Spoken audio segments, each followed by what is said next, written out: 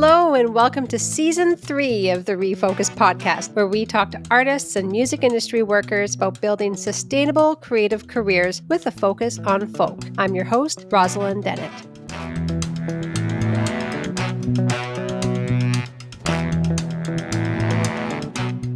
Hello and welcome to ReFolkUs. Our guest today is Jorge Requena Ramos.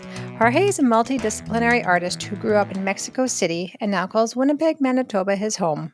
He's done extensive work as a film director, playwright, and television producer, and became the artistic director of the West End Cultural Centre, also known as the WECC, in 2019 after spending a decade traveling across Canada, the US, and Europe with his band, the Mariachi Ghost. During his tenure at the WECC, he has overseen the development and growth of Winterruption, a festival that celebrates life in a winter city at minus 40 below. He has also helped the WECC transition into an anti-racist, anti-oppressive strategic plan that will see their programming and practices reflect the truly diverse fabric of Canada. Hello, Jorge. How are you doing? I'm doing pretty good. You know, it's the summer in Winnipeg. It's the best time of the year. The best time of the year. It's a dry heat, you know? You gotta love that dry heat. Yeah, just any heat, we'll take it. I'm so glad that we can chat today. We were extremely lucky to have you out at the Folk Music Ontario conference in 2023, participating in a lot of discussions. And as we just kind of chatted about before turning on the record button, you know, I feel like we have a lot of conversations to follow up on from that one we had at the conference. I was wondering if we can start off by talking a bit about the West End Cultural Centre and maybe some of the history behind its role in its community in Winnipeg. Yeah, the West End Cultural Centre was started 37 years ago by the Podolak family, Mitch and Eva Podolak, who also started the Winnipeg Folk Festival, Kids Fest in Winnipeg, and helped start the Calgary Folk Festival, the Vancouver Folk Festival, and I believe the Edmonton Folk Festival. They also started Home Roots, which a lot of artists that play folk and live the folk lifestyle have also participated in Roots, playing at people's houses through Home Roots. The idea of the West End Cultural Centre from its inception was that it was a cultural centre rather than a concert hall. Even though we have the infrastructure of a concert hall, we're a cultural centre. We offer culture. We want people to come in and be with us as a part of regular life, not as a part of a sort of highfalutin artistic showcase. That was always Mitch's view. And we were the folk venue of Central Canada for a really long time. And the venue kind of helped a lot of artists grow their careers. A lot of folk artists were able to grow their careers because the place existed in the middle of Canada. And that was sort of what Mitch envisioned, is that folk musicians were going to have a space here. And of course, we were the space for the labor movement to come and showcase their music, and the place for the origins of the music of the diasporas. Music here in Manitoba started also at the West End Cultural Centre. So it's that kind of a place. Thanks. And it's, like you mentioned, that it's kind of central to, it's central to the country geographically. It has a huge role to play, not just for folks in Winnipeg, but from across Canada and beyond, in that it's an incredible stop on the tour circuit, if you're traveling through. And I know that there's multiple spaces in there. Can you let us know about what are the sizes of the spaces and what do you offer in the physical space there? Yeah, so our big hall, it holds 380 people, and it's for mid-sized to really big artists, depending on what they want to do. We have one of the best sound systems in the neighborhood. And I've heard that it's the best sounding room between Northwestern Ontario and Calgary. So sorry, other folks. And we also have a smaller room that is kind of like a multi-purpose room that we have our music school in. It holds 80 people. We use it for very small shows, comparable to a house show size, but with a nicer sound and in an actual hall with lights and stuff. So we have those two options for people that want to play shows. Sometimes we don't know where the show's going to happen, and we let it sort of play out based on ticket set. It allows us to take different levels of risks, for a smaller artist to perform sometimes in the smaller stage. And sometimes we just decide to keep some artists at the big stage so they have that experience. It's also part of the preparation. As I mentioned, we have a free music school called the Tuning Program that is done in partnership with the Winnipeg Conservatory that, Heta Forces also runs, is the executive director of. And teenagers, youth between 12 and 18 can come to the West End Cultural Centre on Tuesdays and Thursdays from 4 to 6 p.m. after school and come and learn any instrument they want for free. We're planting seeds for the community to develop more musicians. And we know that the great majority of the musicians come from at least middle class homes, because music is expensive. Buying musical instruments is expensive. And so we're sort of walk the walk of our anti-racism and anti-oppression mandate. But part of that is diversifying who can play music. And so we want people in our neighborhood to have access to coming and learning. And I ran into people at festivals that started their musical journey at the Tune program. That sounds like an incredible initiative. Let's take a little step back to what we just mentioned in your introduction, just so people kind of get a scope of that strategic plan. Are you still developing it, or is it already developed and now you're in the implementation stage? And can you tell us about that? Yeah, so we developed it just before the pandemic. We entered into our anti-racism and anti-oppression strategic planning. Those are the two most important things that we're doing in terms of our strategy as an organization. There's, of course, a whole bunch of artist development and scene development and community development things that are also part of a strategic plan, but they're all kind of pointing in the same direction with the compass of anti-racism and anti-oppression. And we're actually on year 5 of our mandate. We're probably going to do it every 5 years kind of thing, without getting another strategic plan because of the pandemic. It kind of interrupted a lot of things that we wanted to do, and definitely put a damper on the speed of it. The goal is for every community in Winnipeg, including Indigenous communities and communities of the diasporas, to feel a sense of ownership on what we do here at the Western Cultural Center, and for us to learn best practices for all of the communities, best practices in presenting Indigenous music, best practices in presenting music from India, best practices in presenting music from Latin America, et cetera, so that we can offer the space as a home to all of these musical styles and be able to foster a space of cultural mutual appreciation where diasporas communities and Indigenous communities, and also the sort of, I'm doing air quotes, the greater Canadian community can come to the same place and enjoy each other's music. As you know, having been a folk artist for so long and running a folk organization, the great majority of folk artists in Canada and the US are white, have been white since the inception of the genre. Even though a lot of the music comes from, like Black traditions and other traditions of the world. And so we're trying to invite other folks to participate in this idea of folk. You and I have had this conversation of folk of the diasporas, the genre that you and I are trying to start together for people to feel themselves included. So that's kind of what we're trying to do here at the Western Cultural Center. And we're doing it from the music school to developing shows. People's very first show, we developed the patio with the idea that we were going to be able to offer a space for people's first show. $5 a ticket, no risk. And so that's the idea of that. And then mid-stage shows, your first CD release, we want it to be here at the Western Cultural Center. If it's in Spanish, if it's in Punjabi, if it's in Japanese, we want it to be at the Western Cultural Center. And, like the last show that you play at the Western Cultural Center, your big release before you become too big to continue playing at the Western Cultural Center. And we're happy when people outgrow us. Like Will Prince is a good example. He had his first paid show here at the Western Cultural Center, and then his first CD release here at the Western Cultural Center.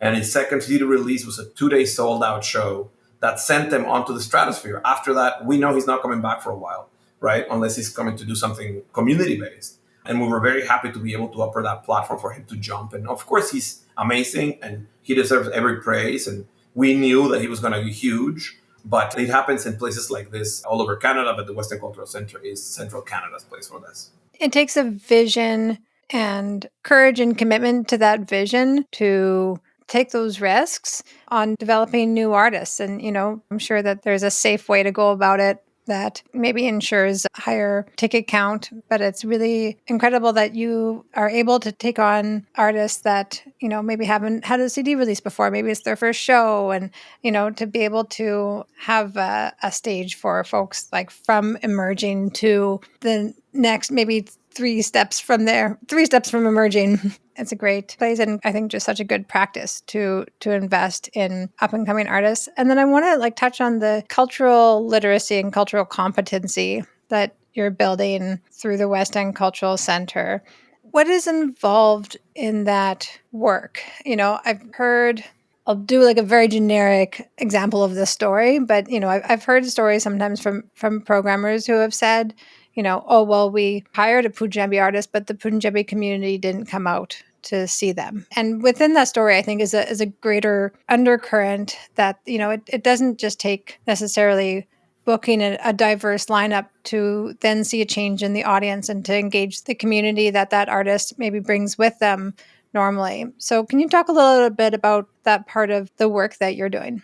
Yeah, we didn't know what we didn't know when we first started with the idea of the anti-racism and anti-oppression strategic mandate, because the way that things have been done, for example, in Toronto, it wasn't necessarily an anti-racism and anti-oppression mandate, but communities in Toronto are a lot more mixed and a lot larger than communities, diaspora communities in Manitoba. They, of course, have a much smaller Indigenous community in Toronto compared to in Manitoba, just in terms of like, there's more Indigenous people by numbers in Manitoba, and of course, by percentage, enormously more in Manitoba. So our mandate's a little bit different. Communities are a lot more insular in Manitoba. There's a lot of silos of communities where, like, the East Indian community, they have their own movement of music where they go to each other's shows and they can sell 1,000 tickets to a show without ever seeing anybody else from any other communities. Similarly, with the Filipino community, they have their own, they sell their tickets over Facebook. They don't need any infrastructure to go play at a gym and sell 1,000 tickets to showcase music. However, they're not going to each other's things. At least they weren't going to each other's things in a comprehensive way. And there are people that, like myself and many other people, that want to listen to both kinds of music. And they want to listen to each other's music. When you show a musician from the Indigenous community, an East Indian artist or a Filipino artist, they're like, holy smokes, I want to learn to do that. And similarly with the other musicians, we all want to learn each other's music in terms of us who are interested in music. Audiences are like that too. And so I find that in Toronto, for example, and in Vancouver and in Montreal, audiences have been exposed to microtonal Indian music for decades. And so they have a more ready instinct to come and participate in that. Whereas in Winnipeg, the siloed communities haven't gone out.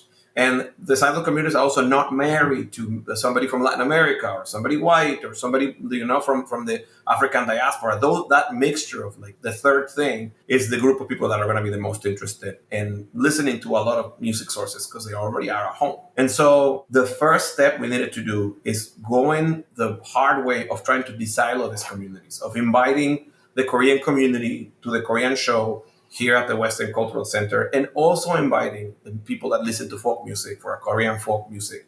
We had Janice Jolie. Janice hadn't seen that many Korean folks at a show in Toronto. She saw at her show in Manitoba, right? That's sort of a backwards, interesting way. But all of those folks that came to Janice Jolie, some of those folks went also to the Vietnamese jazz show that we put on at the Manitoba Cultural Center. Some of the same folks were interested in a different thing, because they came and they saw, and now they're getting the newsletter. And so little by little, we're including those communities to the place where they feel welcome to come and share with other cultures, because it's being presented in a way that they felt was respectful to their culture. And so we're doing that with every artist that we can. We had Gili Yalo last year. Gili Yalo is an Ethiopian man who's an Ethiopian Jew who lives in Israel. So it's like very interesting, super cool, learning about the world just with the power of his music. But we had the Ethiopian community here, and we had the Rady Center, which is the Winnipeg Jewish Center, was also a partner. So we had the Rady crowd here. So we had Ethiopian people that don't normally come to the venue, maybe more than 100. And then we had a bunch of people that normally go to shows at the Rady Center coming into the venue and forming one crowd and being interested in the same artist, right? And we produced the poster in Amharic and in English so that people that from the Ethiopian community saw themselves represented in the street with this artist. And so little by little, we've been able to educate those communities into understanding the kind of music that we're presenting. And we have seen them back in the facility little by little. But we didn't know that we were going to have to go the hard road of teaching people what each other's music was from a point of humility, not that we're experts. And the biggest thing that we realized, that venues are currently built on an if you build it, they will come sort of mentality. Like, you sell the tickets, you market, you put it on social media, you hope people see it, and then they come to the show where they don't come to the show. And you try to present only famous people that are going to sell tickets. We are trying to present from a point of view of invitation to a table that you haven't been invited to. It's beyond the ability that could come, which for us, it doesn't work. The model of if you believe that will come leaves people behind. It's a full-on invitation to participate in art in a way that, as a first-generation immigrant, you don't always feel invited to participate in things. You came here to work. A lot of the people that came here as first-generation immigrants are working at Tim Horton or construction or driving trucks or whatever. They don't feel that they have time or that they belong in artsy spaces. And so we're trying to leave it clear to them that we want them here, that we want their music is welcome here, the traditions are welcome here. And there is a cost to it, and beyond the paying of the ticket, the cost is to be able to participate in the way that other people participate. We're queer friendly, we're every religion friendly, we're every politics friendly. So anybody that comes in here to share their culture has to also be queer friendly, every religion friendly, so that we can generate that space for us to work with them. So it's been a hard, long road of teaching people that they deserve each other's music and that they deserve to be invited to the same table. I love that. I hope that the work that you're doing, because it's hard work, but I hope that it creates a bit of a roadmap that then can be used to educate other folks who are interested in doing anti-racism and anti-oppression work and diversifying their audiences and their programming. Because, we hear people that have the good intentions, but it's not necessarily clear how to do that. So kudos to you for doing the hard work and making it a priority, and for sharing how you're doing it as well.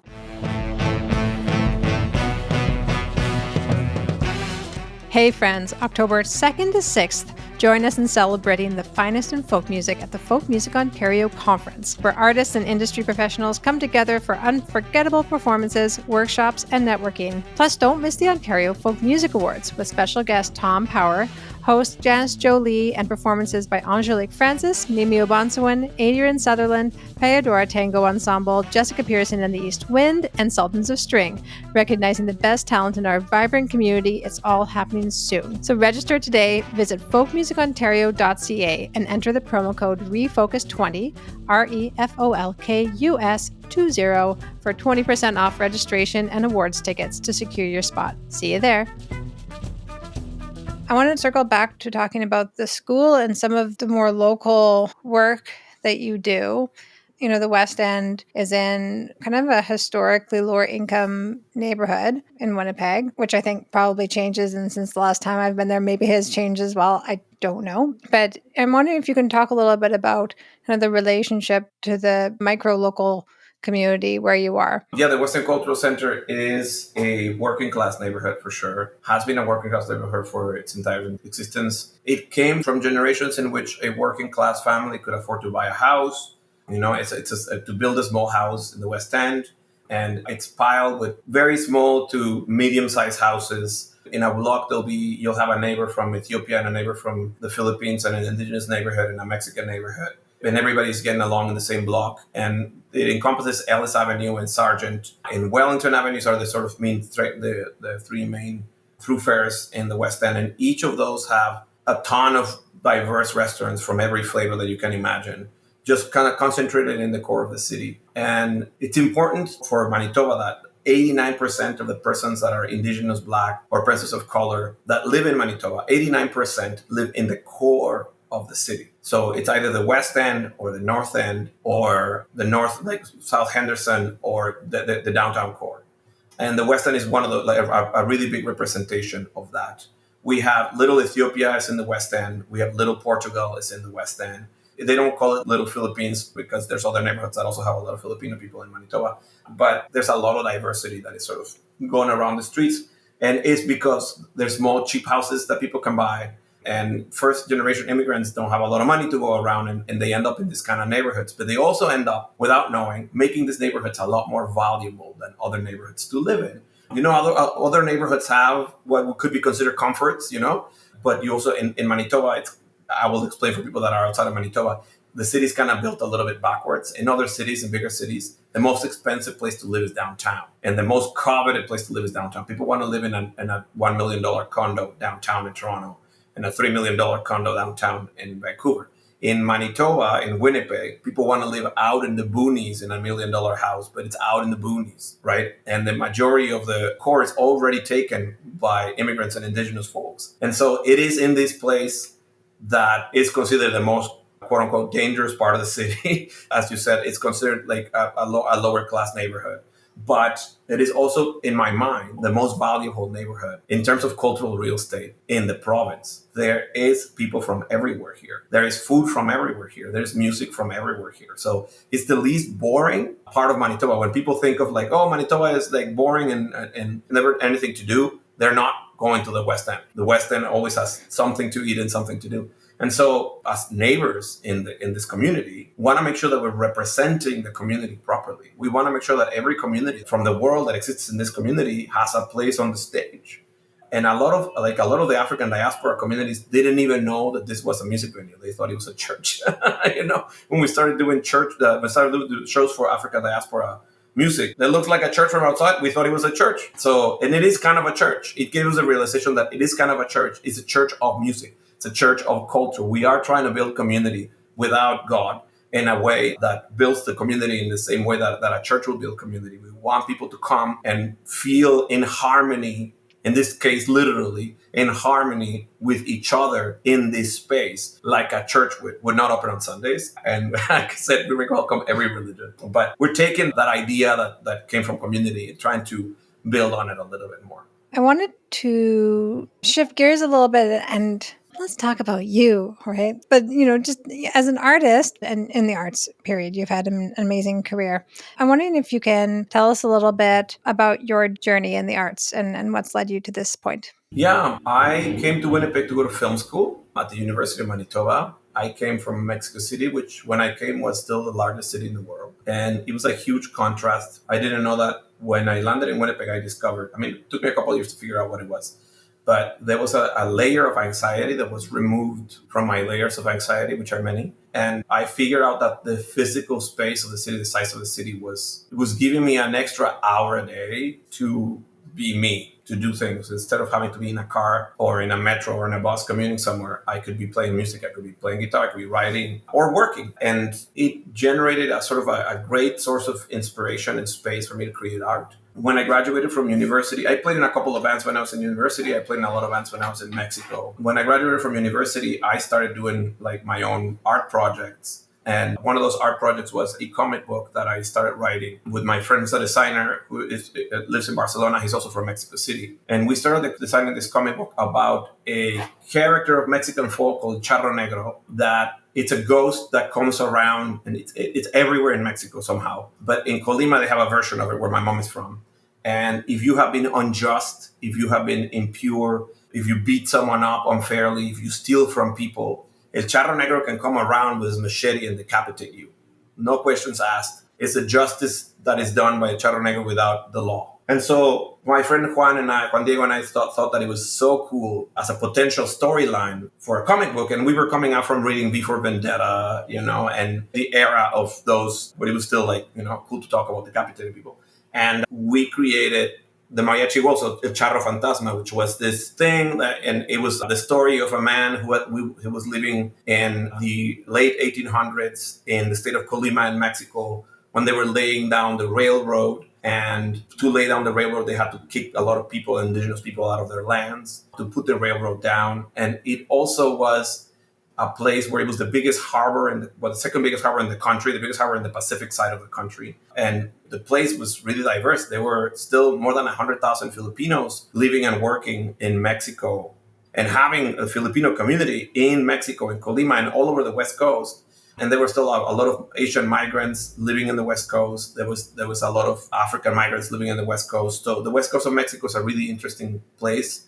And so we decided to create this hero that would protect all of these people from the new idea of progress that the train was building. And in the making of this comic book, I was writing poetry because I wanted the comic book to have only poetry. And the poetry started becoming songs.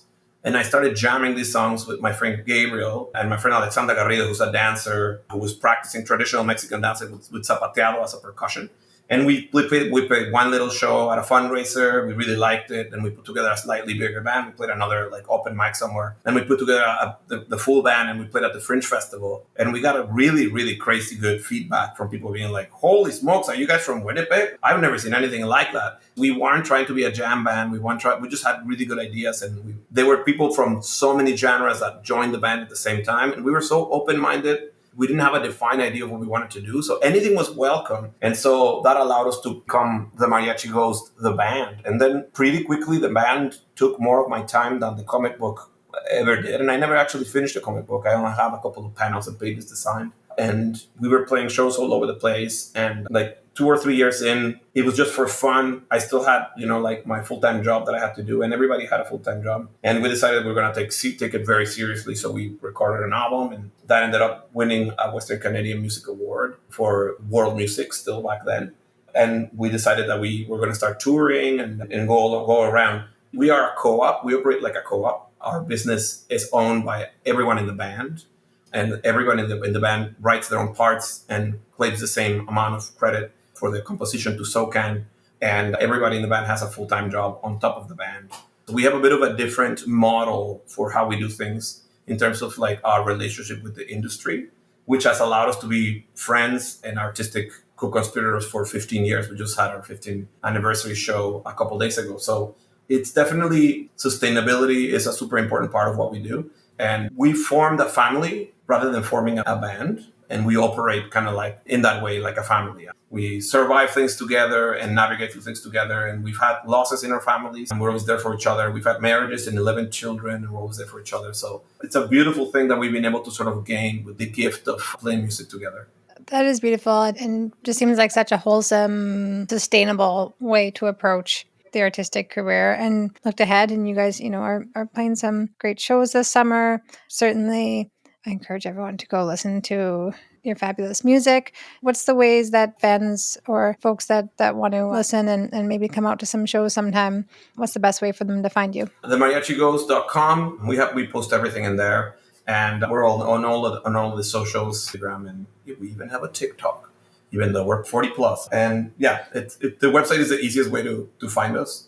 We'll hopefully be coming some places soon. I also want to give a shout out to Mitch and Ava, co-founders of the WECC, in the sense that I feel like throughout this conversation, you've brought up a lot of kind of policies and ideas that I think that they really embodied and had in mind when starting the center, and some of the ideals of inclusion, but inclusion of, I think, a really true sense or intersectional way of looking at it. But yeah, I think that was a real part of their philosophy as well. So it's wonderful to see being carried on through your hard work. I knew Mitch. I didn't know him for that long because he passed away, unfortunately, too soon.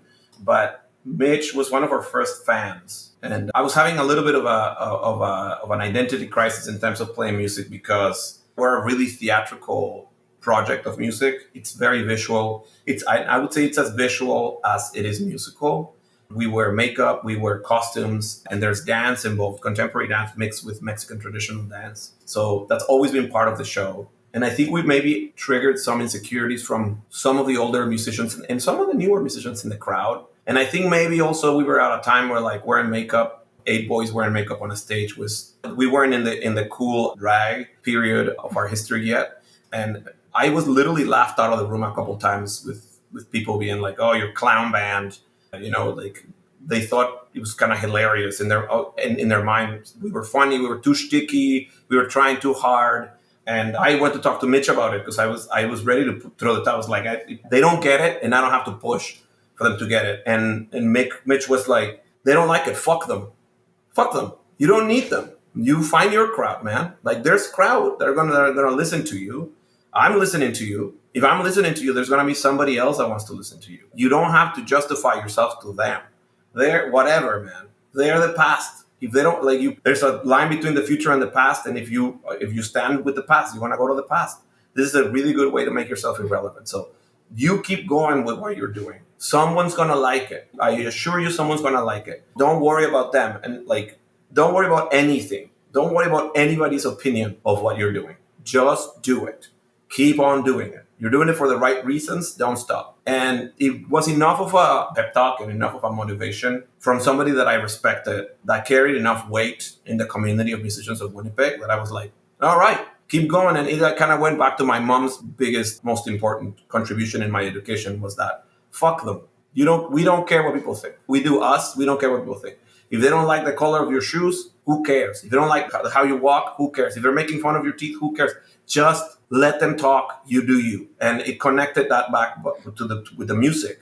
And we were able to keep going because there was a Mitch there to help us do that. So I'm very much about paying that forward You mentioned Ava. I'm like super. I have a picture of Mitch that people can't see, but there's a picture of Mitch in my office right now, looking at me, staring at me blankly, very weirdly. Ava hates this picture, which is why it's in my office. And we just had an homage show to Ava and her work, and we're going to continue trying to live that Mitch lifestyle. Maybe not fully, because that's some hard living, but of encouraging musicians to be themselves and encourage them to do themselves what they want to do without having to make compromises for the rest of the industry. And that part of our mantra comes from that is we're not going to tell musicians how to play and what to play. We're just going to help them do it here.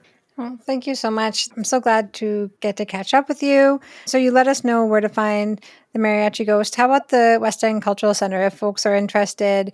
We have a broad listenership here on ReFolkUs, but it encompasses both music audiences as well as musicians and industry folks. So if somebody's interested in performing at the West End Cultural Center, what's the best way to get in touch? WECC.ca, WECC.ca is our website. We have our calendar there. If you're looking to book a show, you can email me personally at bookings@wecc.ca. We just released, this is super important, we just released a season pass. And so we're now operating on a seasonal basis. So I'm currently booking the spring.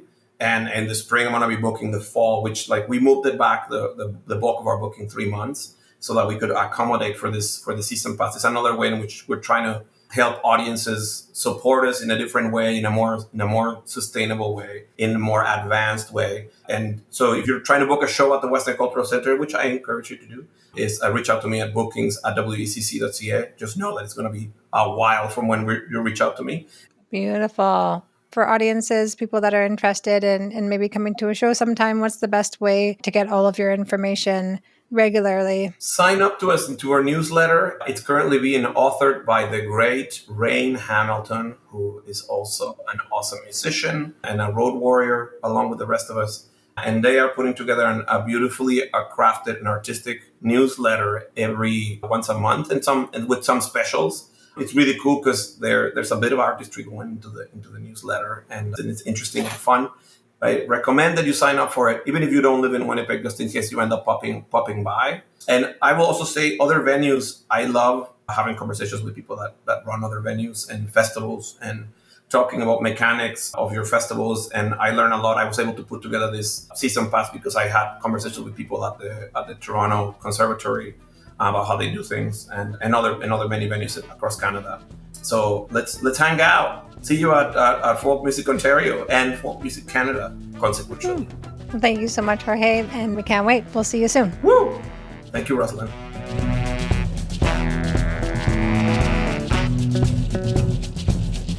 That's all for this episode, friends. The ReFolkUs podcast is brought to you by Folk Music Ontario.